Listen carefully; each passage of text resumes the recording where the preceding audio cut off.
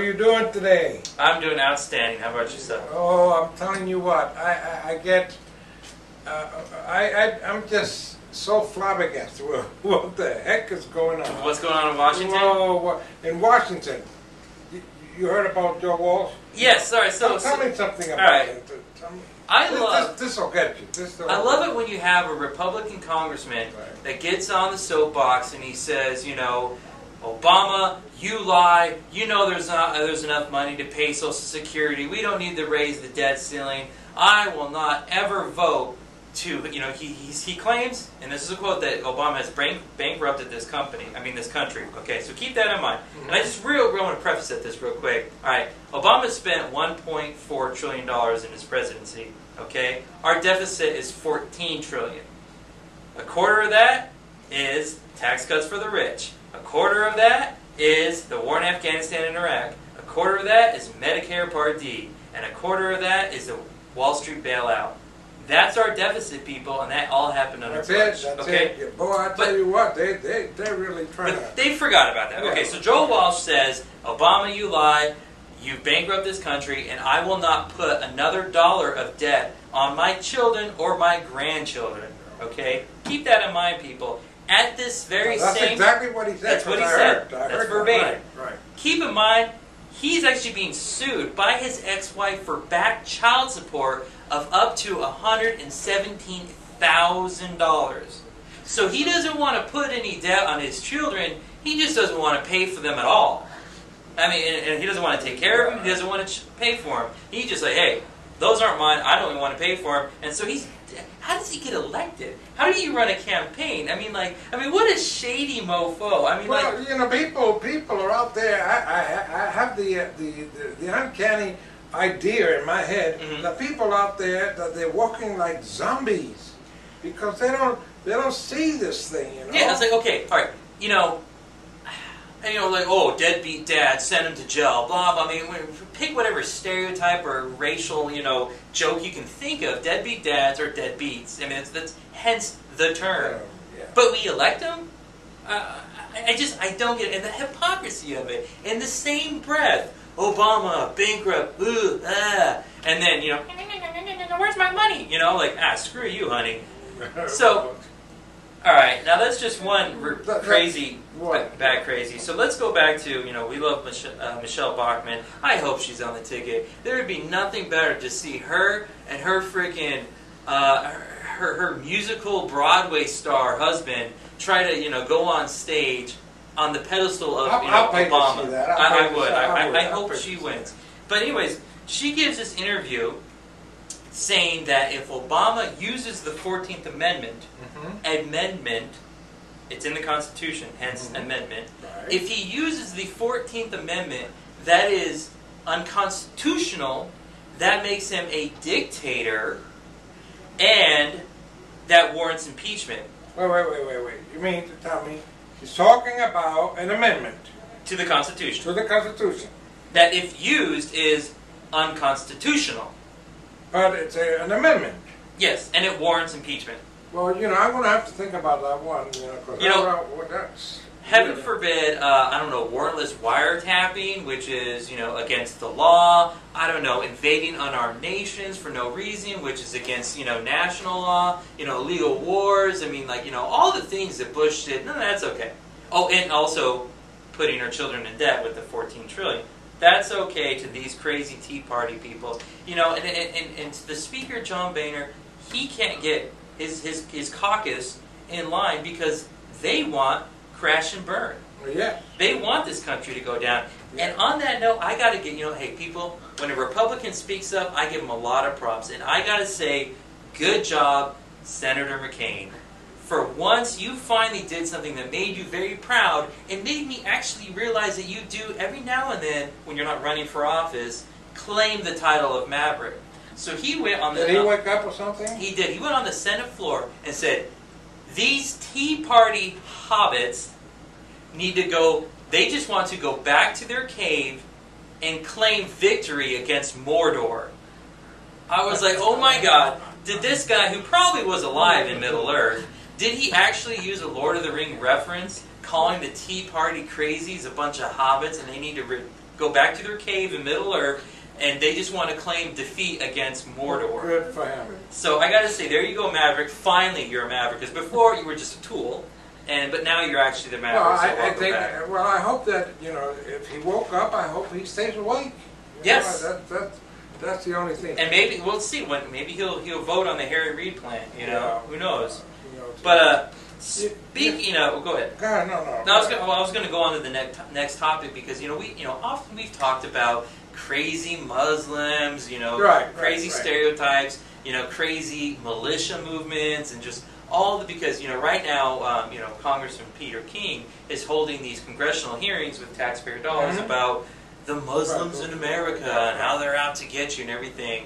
And even though the FBI has come out with several examples of crazy Christian fundamentals that are actually attacking and killing, representatives out in Tucson or FBI agents or consensus workers, a lot of people that are white and crazy and killing a lot of government workers because of all the rhetoric you hear. Right. And here we have another prime example. In Norway, as the bombs and the shootings are starting to happen, Fox News and everything, this is a Muslim extremist, this is a Muslim terrorist. Terrorist.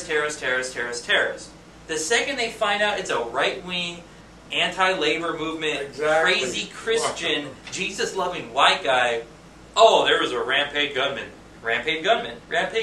You don't hear the term terrorist anymore. You just hear rampage gunman, And again, because only terrorists are brown, apparently. And here you have it, this crazy... And this guy, he has no remorse. He wanted to wear some, Grand Dragon costume and go on stage and have a podium, and he wanted to speak out and say, this is why I did it. And fortunately, they said, no, we're not going to even give you the... you are a sicko. You're going to jail for the rest of your life. We're not even going to let you get your soapbox and spout your hate. Thank good for them. But, even if they find him guilty, whatever, the most he's going to spend in jail is 21 years. Well, I'm sure that they'll maybe have an amendment, and it'll become constitutional to send him in jail for a lifetime. But let's think about this. He's not going to last very long.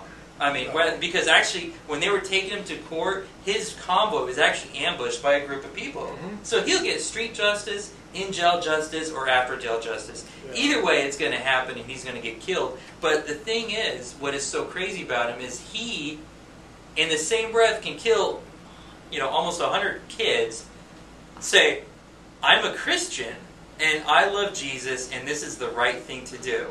I see. Well, so people... It's not just the Muslims, and I've been saying this for the long time. There's your bad apples in every single religion. Now, does this mean all Christians are crazy?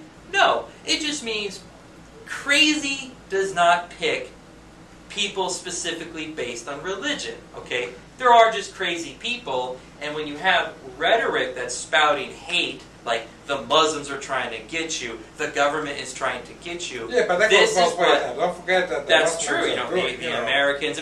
When you have rhetoric that is filled with hate, whether it be from Rush Limbaugh, or maybe it be from some crazy mosque that's shouting on the loudspeaker, the jihadists and the Americans and the infidels. Okay, when you have rhetoric like that, this is the aftermath. That's what happens. That's why I don't say, hey, people, you need to take arms and go crazy against these Tea Party people. No, we just need to vote. That's all we need to do. Yeah. We need to vote them out. It reminds me that, when the Second World War started, the very first thing that we did was round up all the Japanese and put them in jail. Actually, that's what they did. They put them in concentration camp. But I couldn't understand, and I still cannot understand, that we were also fighting the Germans. But we didn't round up the Germans. We didn't round up the Germans. So, and the thing was that 98% of all those Japanese people were good Americans. They were. And that was awful. American. And if you think about this, okay, well, some people will say, well, the Japanese, it's just part of their culture, blah, blah, blah. Okay. Nazis, what were they? What was their religion? Well, they were Christians. Protestants, right. Yeah, they were Christians. They were, claiming, 1,000 years of peace, God's on their side. They were white Christians. Did we round up white Christians? No. You even take out, you can say, well, Muslims, maybe, we should round them all up because they're all crazy Muslims. Okay, well, we fought crazy religions before. We fought crazy ethnicities before. But did it make it right to round them all up? No, because they weren't all that bad. You know, and did we have any, you know, German heritage people that tried any crazy, you know, inside job on us? No. Yeah, I mean, and the internment camps were awful, and we learned from that mistake. But again, you have your few bad apples, and when you have that type of rhetoric coming from, you know, bat crazy Michelle Bachmann or Sarah Palin, again, this is what you get. Some crazy wacko in Norway. Yeah, and a closing note, just a footnote over here. The fellow that's getting put in jail for having 14 wives, and one of them is a 12-year-old kid, and all of this guy, you know. Another guy that claims to be a Christian. Right, he is the prophet according to him. Yes. You know, did you know that they were taking 13-year-old boys, and they were taking them down to the roadsides of the country and dropping them off? Oh yeah. Just dropping them off. That in polygamy communities, that's what just they do. Let them go out in the world and just say, you know, Phoenix, Denver, California, full of kids, boys, because they didn't want them to take the girls. Oh yeah, that's Christian for you. Yeah, I mean, well, you know, again, not all, but I'm just saying. I mean, like, you really want to say all the crazy religious sickos are all in the Middle East? Oh no, people. They're here. They're here in their own states, and that's what they do because they see the young men as competition. And if I'm, I don't know, 50 years old and I've got 5 wives, that nice 13-year-old looks good to me, you know. And why do we even allow this? I mean, like, if we want to claim, oh, we're the better country, this crap goes on in our backyard, and we allow it. But again, in a libertarian society, the government should allow that to happen. All libertarians, remember, the government shouldn't do anything or enforce anything. They should just protect our borders. So that is a libertarian dream. Well, I got news for you. They're not doing such a good job of that either. You know, so. Well, what can I tell you? when they're set up to fail, that's what you get. That's what you get. So until the next time, it's Adrian Nante. Sergeant Lamb. You take care, and we'll see you again. Hoorah.